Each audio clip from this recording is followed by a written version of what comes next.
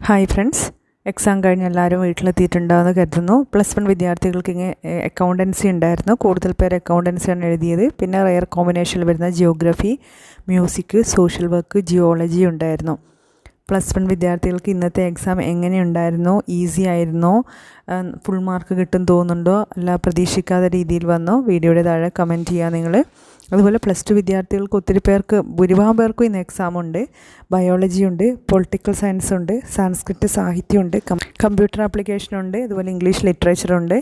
Biology ഒത്തിരി പേർക്ക് ഇന്ന് എക്സാം ഉണ്ടായിരുന്നു. അതുപോലെ തന്നെ പൊളിറ്റിക്കൽ സയൻസ്, ഹ്യൂമാനിറ്റീസ്, കൊമേഴ്സ് കുട്ടികൾക്ക് കുറച്ച് പേർക്ക് വരുന്നുണ്ട്. കമ്പ്യൂട്ടർ ആപ്ലിക്കേഷൻ കൊമേഴ്സുകാർക്ക് വരുന്നുണ്ട്. സാൻസ്ക്രിറ്റ് സാഹിത്യമൊക്കെ റെയർ, അതുപോലെ ഇലക്ട്രോണിക്സും ഇംഗ്ലീഷ് ലിറ്ററേച്ചറും ഒക്കെ റെയർ കോമ്പിനേഷനിൽ വരുന്നതാണ്.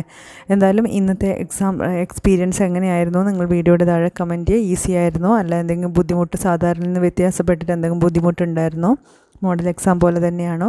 ബയോളജിയൊക്കെ, പ്രത്യേകിച്ച് സുവോളജിയൊക്കെ ഷുവറായിട്ടും തീർച്ചയായും എന്നും ചോദിക്കുന്ന ഒരുപാട് ക്വസ്റ്റ്യൻസ് ചോദിച്ചു എന്ന് കുട്ടികൾ പറയുന്നത് കേട്ടു. എന്നാലും നിങ്ങളുടെ എക്സ്പീരിയൻസ് നിങ്ങൾക്കാണ് എങ്ങനെ ഫീൽ ചെയ്തു എന്ന് പറയാൻ പറ്റുമോ? അതുപോലെ പൊളിറ്റിക്സ് ആവട്ടെ, അതുപോലെ കമ്പ്യൂട്ടർ ആപ്ലിക്കേഷൻ, അക്കൗണ്ടൻസി, നിങ്ങളുടെ എക്സ്പീരിയൻസിനെ ഞാൻ കാത്തിരിക്കുന്നു.